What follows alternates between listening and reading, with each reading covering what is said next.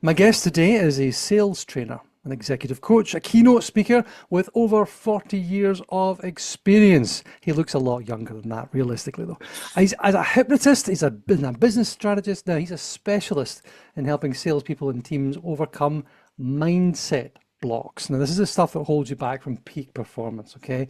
He's the founder of No Limit Selling and No Limits Thinking, which developed Mindset Boosters, which is an on-demand audio toolkit, which I highly recommend that you go and have a look at because it is great fun. Welcome to Leadership That Sells. This is the podcast that helps you to lead first and sell more. Most sales teams today are not actually teams as you think of them. They're what we call teams in parallel, and most managers are still leading them like they're a football team, when in reality they've got like a team of sprinters or golfers. And that mismatch is really at the root of some of your biggest problems. And it's where coaching doesn't land. Pipeline reviews feel like more like interrogations. And you get A players, but they're operating as lone wolves and not sharing anything. So what we built is a leadership power up, and that's for your managers. And it's not another heavy training manual. It's a light, fast reset that gives them just a really simple model they can follow. And it's something you can do to lead your team that they actually have. If you're ready to fix and you want to find this model, you can grab our free parallel team playbook. It's at the Practical Leadership Academy. It's sharp, and built for senior leaders with teams of sellers and people who work for them. Enough about that. Umar Hameed, thank you very much indeed for joining me. Hey, Paul, happy to be here. And I was listening to your introduction, and you were saying that the pipeline reviews feel like an interrogation, and sometimes they feel like the Spanish Inquisition. Well, nobody expects the Spanish Inquisition. It was so true.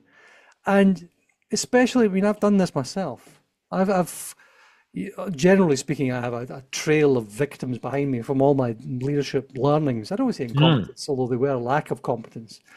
But it's all the learnings you've gone through. And I've had so many sales pipeline meeting, team meeting things where you either force these people to try and work together when they don't, or you do a pipeline meeting and you walk around the room and there's people are sitting there going, okay, I'm next. You're not going to get any truth out of them. There's no value in that meeting for anybody else. So why do we keep doing this? Why do we keep punishing people like that? There is a better way. Oh, why are we having the Tuesday meeting? It's Tuesday. That's the reason. That's about it. She was right. Now, this is the sort of thing that we get taught how to do. I mean, everybody gets taught how to lead teams like this. Everybody gets taught that this is what your manager did. This is what people did to you. And then uncritically, we go straight forward. And even when we get to the exalted levels of sales leadership, we keep regurgitating the same stuff. What do you see is some of the biggest gaps between the sort of things, the sort of strategies that companies roll out and the sort of things that salespeople actually need in order to execute well on the ground? So there was this comic strip called Pogo here in the US, probably in the 1920s and 30s, I would imagine. And there's a line in it that just rings true. We have met the enemy, and the enemy is us. So oftentimes it's not our manager, it's not the competition, it's not the customers, it's what's happening in here. And we get trained on sales techniques. Here's the strategies, here's the process, here's the tools, here's the AI. And that one thing we ignore is mindset. And we generally talk about it. You got to have a positive mindset.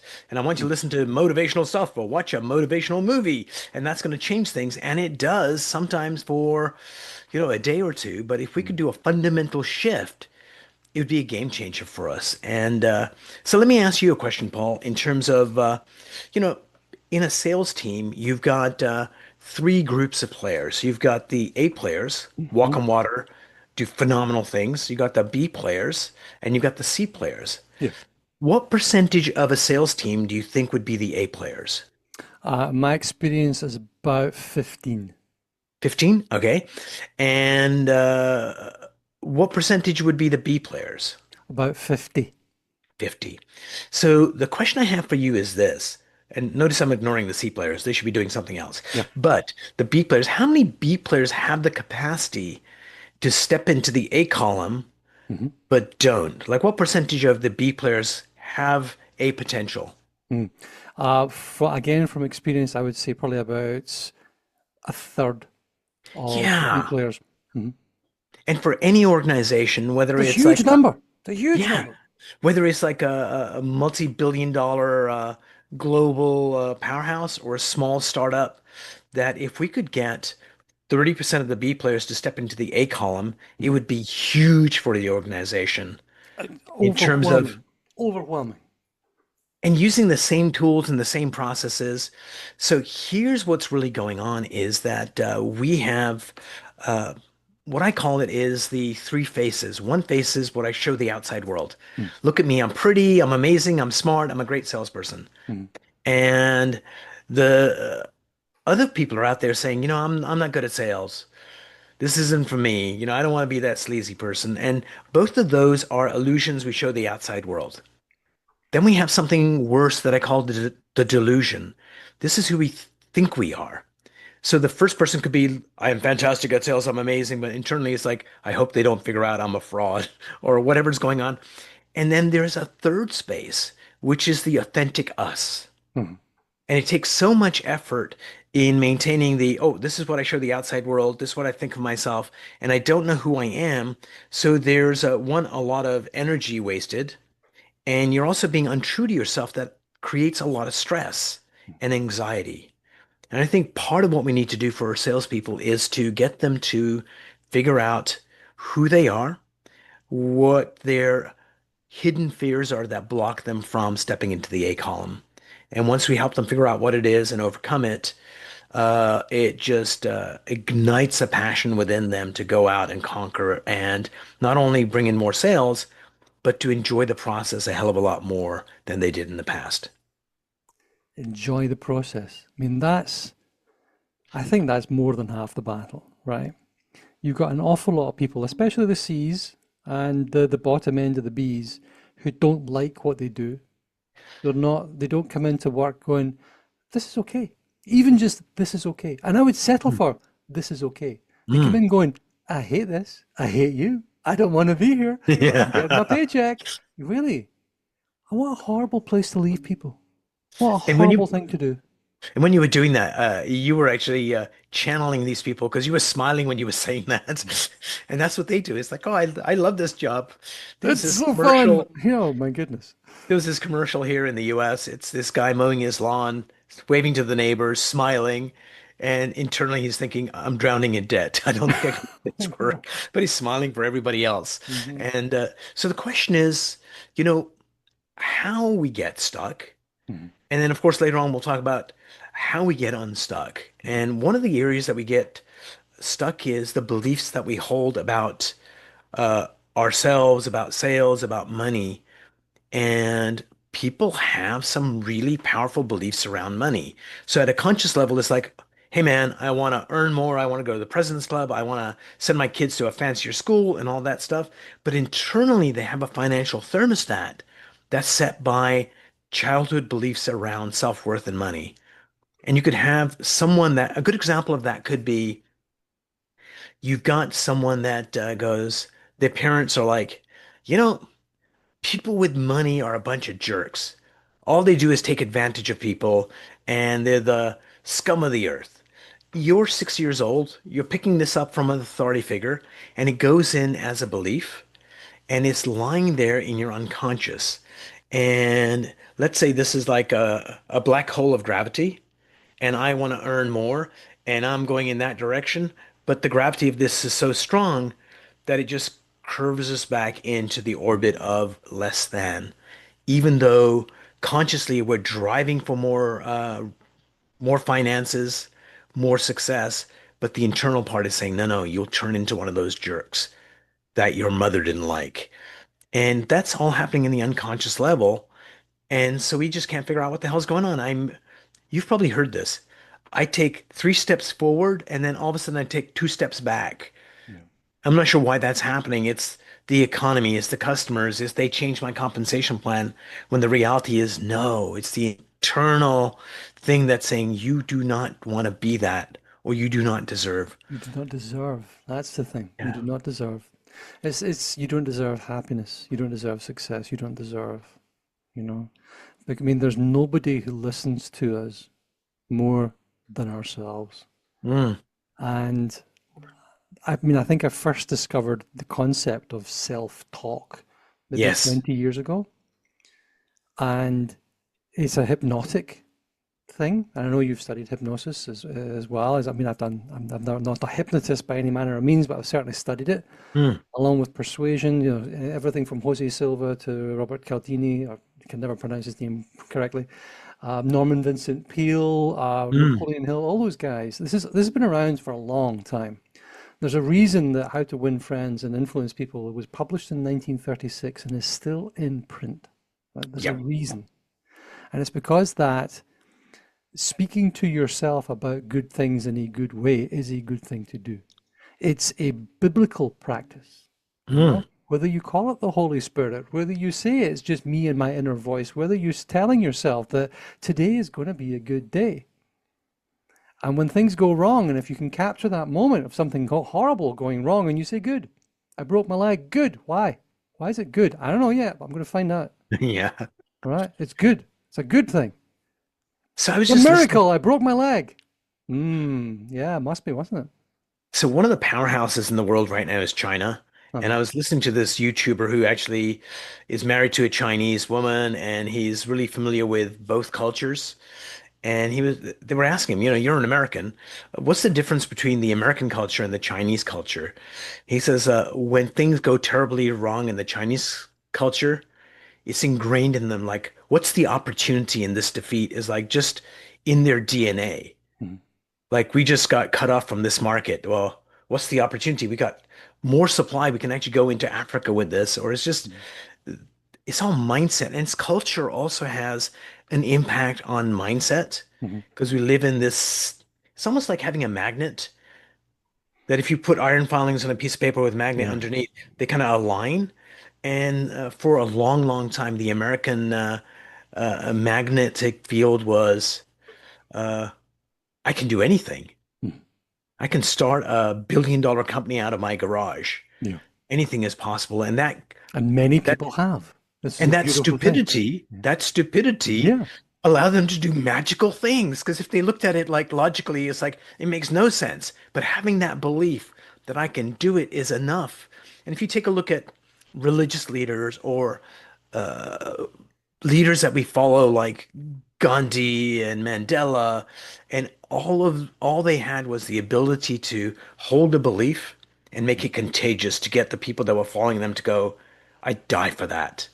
And people just go and do. And I think that's what we need is how do we change the mindset of salespeople in a way that it allows them to know, hey, this is easy. I can do this. Mhm.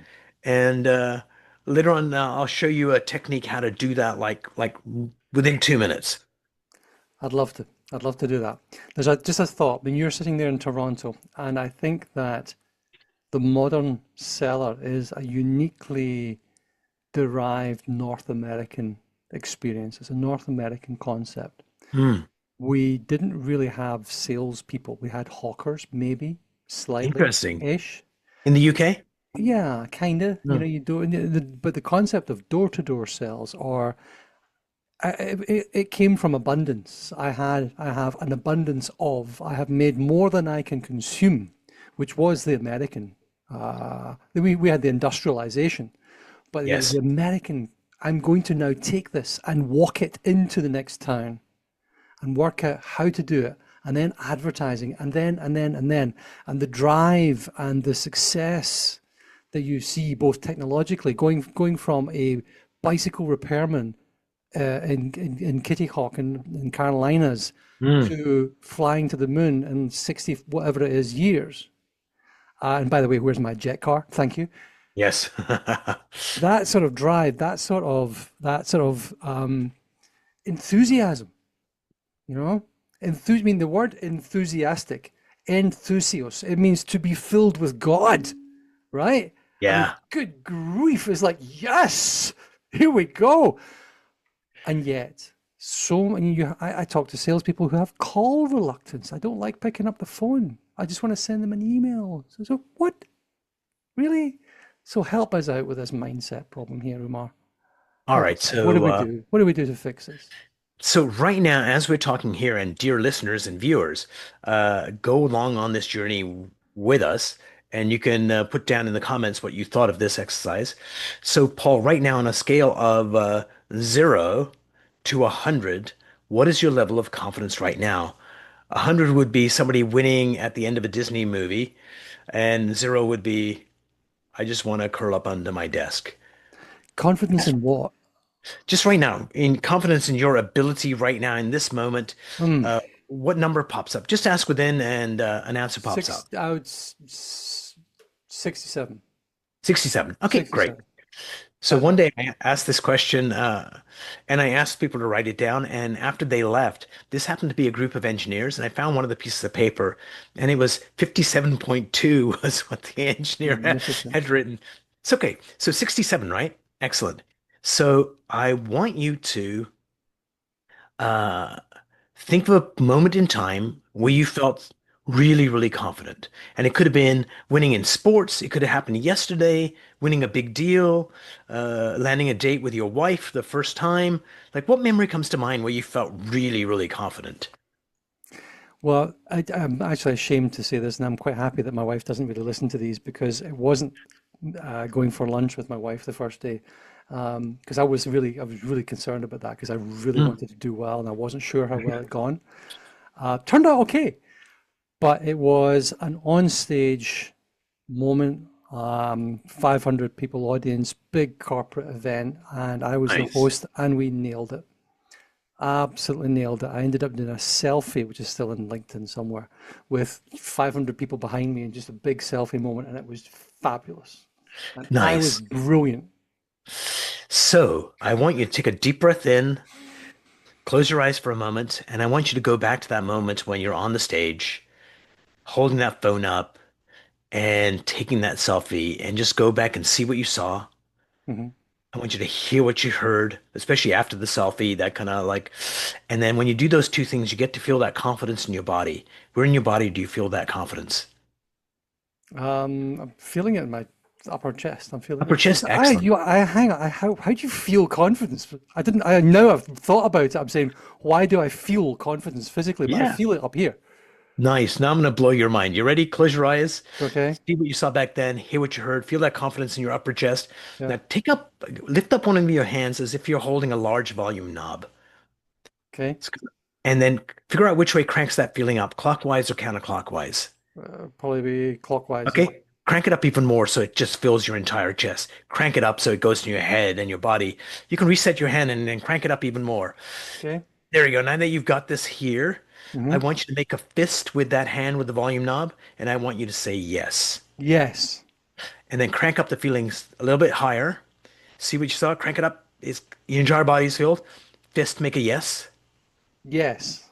And then crank it up one last time so it goes beyond your body, fills the room that you're in, and you unstoppable. Fist, make a yes. Yes. And then come on back to me.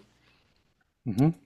And level of confidence right now is 86. Wow. 86. Okay. Yeah, again, just pull that there. Okay. Yeah. So you did a 10-point jump really, really quickly. Yeah. Okay, before we end the call today, I'm going to show you something else that's going to be tie into this. But just think about that we have an owner's manual for every single thing that we Yeah. own. And the dumbest thing, here's a pen. Instructions, do not poke an eye out. You click on the top. But the most important thing is our mind, Uh-huh. and we don't have an instruction manual for that. And so that is what I decided to go fix I'll tell you more about that in a second, but a simple exercise, right? If you did that by yourself, it would take you less than a minute to do, Mhm. maybe two. Just imagine before you walk into the most important meeting of your life and you're feeling a 77. Mhm. On confidence is pretty good. It's like, I could use a little boost. And you crank it up to an 87 or a 97. And you walk in there. That does not mean that you are obnoxious. Mhm. That means that you can just go there and be and truly listen to the Mhm. client. Because when we don't have the level of confidence, that's when we feel the need to talk or try and Mm. sell when the best salespeople in the world create trust and they're there to listen. And that's such a rare experience for so many people that when you attend to them, they're like, okay, let me put down the filters and I'm going to tell you exactly what's going on. This is our problem. And that'll change your sales career and it'll change your life. Okay. I, I've thought for a long time, and I think the phrase I discovered was moist programmable robots, right? Mm, We are programmable robots, and there is a cheat. An operating system for us. There are ways. There's language you can use to mm. communicate. Um, and I first came across the whole self-talk, as I mentioned, about 20 odd years ago. And then there's a chap called Jose Silva, who I'm sure Oh, you've, yeah. you've heard of. Okay, The Silva method. the Silva method, and it was, I think, what the name of the book is something like um, how the brain program or something like that, or a Mm. hack program. And I thought it's hacking other people's brains. It's not. It's hacking your own. It's hacking. It's understanding Yes. how you tick. And you've got to think that we get taught how to read, write, wipe our backsides, and tie our shoelaces, but nobody actually teaches us how our brain works because nobody seems to genuinely know unless you get to this most measurable, most visible of occupations, which is sales. And Yeah. every company in the world, it is the most minutely observed, highly focused in upon occupation because there is a measure. Did you sell it or did you not? I did not. Thank you for playing. Goodbye. Right. So we were talking about beliefs earlier, and there's beliefs around money. Mhm. Sales has the added benefit of there's beliefs around sales. And most people, including salespeople, so I was at this event and I said, okay, I want you to finish off this sentence for me. Please, I had two flip charts on each side of the stage, one that was ready in red and one that was ready in green with a marker. Salespeople are, please finish the sentence for me. Uh, Outgoing goes on the green side. Driven goes on the green side. Get three or four positives, and then someone says, sleazy, untrustworthy, out to get you. The red list was like three times larger than the green list. And then somebody finally said, wait a minute, we're salespeople. We're not that. But that is the beliefs in our society around selling. Salespeople are out to get you. They're going to force you to buy something you don't want to Yeah. buy. Mhm. So salespeople have that programming within them at a deeper level. And if we can go in and change that, then that all of a sudden it just unleashes who we are, and we can go there and just be phenomenal at our chosen profession. Because you can make a case that the most important profession in the entire world is sales. Yeah. So you've got someone that's got this new method for reducing or curing cancer.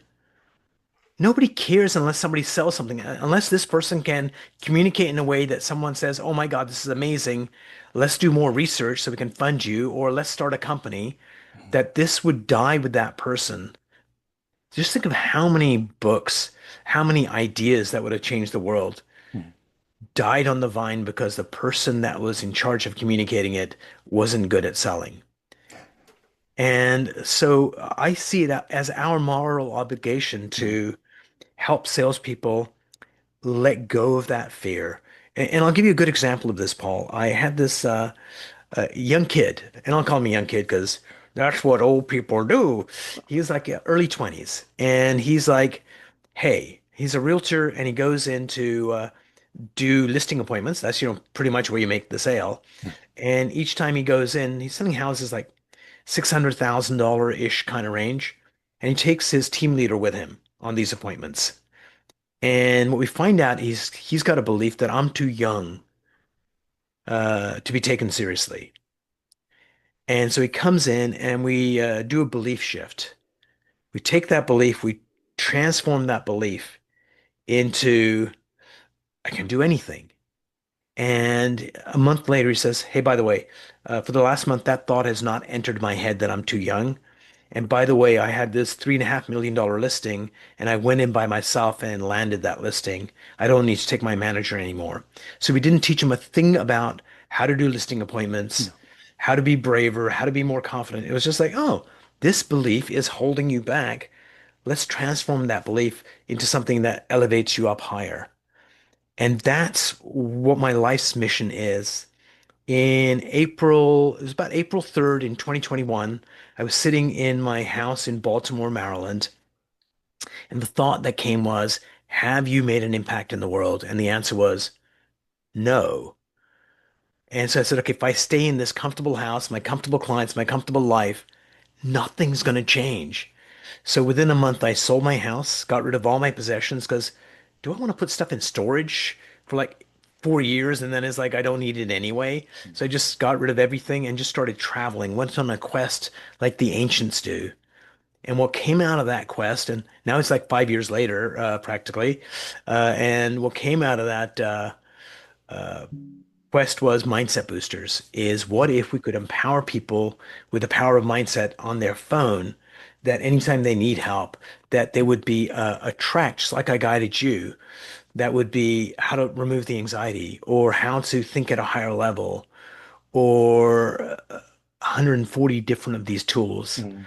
And that's my contribution to the world because I want to give the power of mindset to humanity because just this one stat just blows my mind. The number of suicides in educational institutions Mm. that students, like my niece's small campus, last season they had two people commit suicide because of the anxiety that they felt. And it's like Yeah. all mindset. Uh-huh. Had they had a different It's in mindset your that head. It's I in. could just, Yeah. yeah, how do I learn from this? Or, hey, how do I get better? Or this too, next time I'll do better. It would just change the world. But anyway, I'll This get will off my pass. soapbox. This will pass. This will pass. Everything Yeah. passes. This will pass. It is a beautiful thing. You are a driven, talented man, Umar. Thank you for sharing that. And I think as a mission in life, trying to change the world for the better, for the mindset, yeah, it's a good thing to be doing. We will have a link to the Mindset Boosters in the description Sure here enough. below. I can Excellent. highly recommend everyone clicking on it right the hell now. In fact, do that now, open it in a new browser, and then come back. Okay, do it. Have you done it? I'm not kidding here. Go on, do it now. Well done. Right. Is there one last message you have for the world for us? What's the one question I should have asked you, but I didn't? Before I do that, I'm going to Oh, go ask on. you a question. Oh, please. Like right now, your level of confidence from 1 to 100, it was 77 before. It's still going up. I would say like 94. It's like I'm amped just up. pulling that number out my ass here, Umar. Yeah. It is just a. So something in the show notes, if you can put down later on, Uh-huh. like later on today, what I want you to do is make a fist and say yes, and it'll instantly bring you back to confidence. So we created a trigger for your confidence anytime you need it. So you don't have to go through the process. You just go yes, and it'll Yeah. just fire it up, ignite it. So everyone listening to this, do that exercise, and this will be a gift you give yourself. And the more you use it, the stronger it gets. So here is the question you asked me is like, what's that one last thing that I want to share? The one last thing that I want to share is I got my first tattoo. Like I'm 65 now, so last year at 64 I got my first tattoo. And and this is in Arabic and this means love. Yeah. And I don't speak Arabic, but it just looks cooler than LOVE. And so I got this and this was a reminder when I look back at times in my life where I was a jerk, or I look back at times where somebody else was like being really mean or hateful, and I go, how could I change that circumstance at that moment? And when I look back at it, the answer that always comes back is if I was in a state of love, I never would have been mean to that person. Yeah. And if somebody was being nasty to me, if I was in a state of love, that would not have wounded me in any way whatsoever. Yeah. And so the person that I want you to love most of all is you. Because when you love yourself, it gives you the ability to let go of the limitations that we hold that we just don't need them anymore. And then when you go into a sales opportunity and you have love in your heart, I don't want you to like French kiss the person you're trying to sell to. That would be bad. That's wrong. But you would go in and you would be at a more calmer, centered place. And Peace. in the sea of chaos, when somebody you're selling to sees you as a, wow, this person's really zen, it also allows you to be more patient and listen more. And it allows you to convey information in a way that's not salesy. That, and at the end of it, whether you win or you lose, it doesn't make a difference. It's just you know that I'm coming to this interaction.